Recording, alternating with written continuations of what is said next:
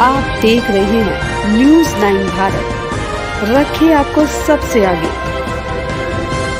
नमस्कार, आप देख रहे हैं न्यूज़ 9 भारत। मैं हूं आपके साथ अंजलि। देश और दुनिया की तमाम अहम खबरों पर आइए डालते हैं एक नजर। खबर गाजीपुर के जखनिया तहसील क्षेत्र से है, जहां पर भारत की कम्युनिस्ट पार्टी मार्क्सवादी का 22वां जिला सम्मेलन विनोद कुमार पांडे इंटर कॉलेज कोड़िया तहसील जखनिया गाजीपुर में राव वीरेंद्र व राम मुहूर्त के अध्यक्षता में संपन्न हुआ।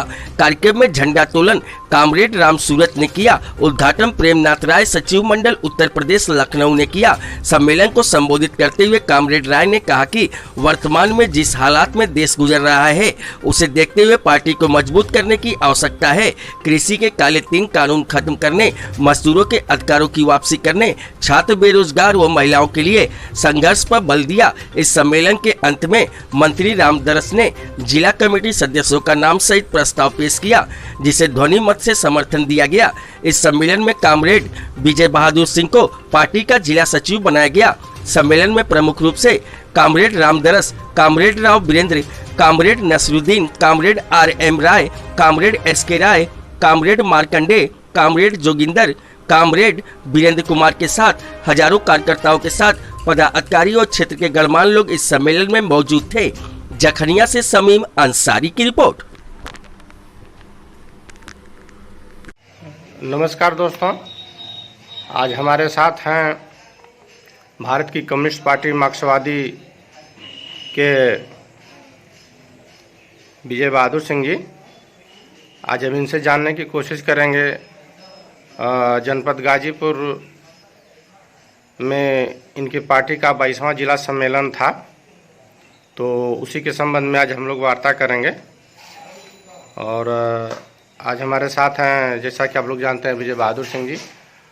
नेताजी, आपका 22वां सम्मेलन हुआ है, इसमें किस किस बात को लेकर के चर्चा हुई और क्या क्या मुख्य विशेषताएं रहीं? मुद्दे तो बहुत हैं।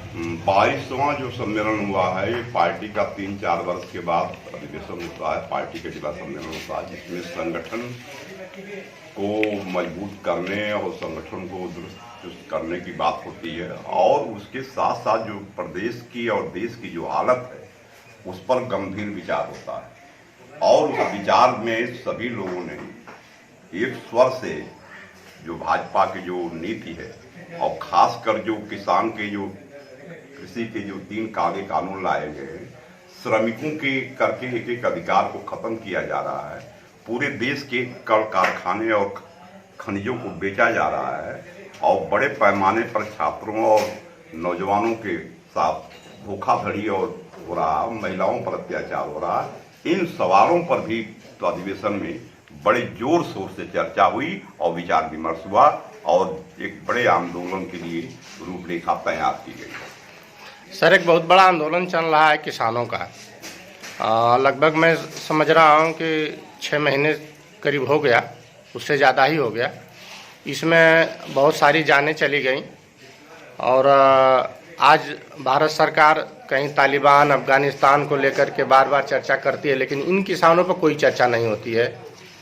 तो जो किसान इस आंदोलन में शहीद हो गए हैं, उनके लिए भी आप लोग कुछ कर रहे हैं? ये जो किसान संघर्ष का जो 3 कृषि कानून लाया गया है, और ये 3 कृषि कानून से किसान एक तरह से दास बन जाएगा, कारपोरेट घर का गुलाम बन जाएगा, और उनके मर्जी से जीने के लिए और बेचने के लिए अपनी फसल और तमाम चीज़ों को बाध्य होगा। इसलिए जो आंदोलन चल रहा, और ये आंदोलन 9 महीना पूरा हो गया। जो 26 तारीख जो बीती है, ये 9 महीना पूरा हो गया। इसमें 600 से 700 के लगभग किसान शहीद हो गए। इस पड़ता कि सरकार जनता की है कि किसकी सरकार है, कारपोरेट के पक्ष में सरकार है, इसलिए जनता के और किसान की बात को नहीं सुन रही है। अब ले लीजिए कि 1200 करोड़ रुपया किसानों का बकाया है, और वहीं 1200 करोड़ रुपया बकाया जो है सरकार नहीं दे रही है। ये सरकार कहती थी 14 दिन में हम भुगतान कर देंगे। बिजली का जो इन्होंने आए दिन रेट बढ़ा रहे हैं, हरियाणा के अंदर 35 रुपया 30 रुपया हाथ पावर है, यहाँ 175 रुपया हाथ पावर है। हमेशा किसान के विरुद्ध सरकार जो है कारपोरेट परस्त नीतियों के चलते पूंजीपतियों को और बड़े पैमाने भ्रष्टाचारियों को, अपराधियों को, दलालों को। और सबसे बड़ी बात है कि जो जनता के जो सवाल हैं उन सवालों से भटकाने के लिए ये हिंदुस्तान, पाकिस्तान, हिंदू, मुस्लिम, कब्रिस्तान और पाकिस्तान, कभी तालिबान, कभी किसी की तरह की इस तरह की बातें करके कश्मीर से लेके तमाम ये मुद्दों को भटकाकर जनता का दिमाग कन्वर्ट करते हैं। ठीक है सर, ये आने वाले समय में विधानसभा चुनाव है। जैसा कि सब लोग जानते हैं कि मार्च में नई सरकार का गठन होगा, तो आगामी विधानसभा चुनाव पर आपकी क्या रणनीति है? आप गठबंधन करेंगे या किसी के साथ मिल के लड़ेंगे, या आप मतलब इसकी आने वाले समय में इस पर स्पष्ट नीति आप लोगों की क्या? हमारी स्पष्ट नीति है कि पहला काम कि हमको किसी भी हालत पर भाजपा को हटाना सत्ता से, और इसके लिए जितनी भी कुर्बानी वामपंथ को देना पड़ेगा हम देंगे, लेकिन हम भाजपा को किसी हालत पर इस देश से, इस प्रदेश से हम खत्म करने की बात करेंगे। उस तरह से वामपंथी संगठन के माध्यम से, लोकतांत्रिक शक्तियों के माध्यम से, दूसरे और विपक्षी दलों से मोर्चा बनाकर हम भाजपा को हटाने का पूरा प्रयास कर रहे हैं और उसमें लगे हुए हैं। ऐसे ही तमाम खबरों के लिए बने रहिए हमारे साथ न्यूज़ 9 भारत पर। अब चाहूंगी इजाजत, नमस्कार।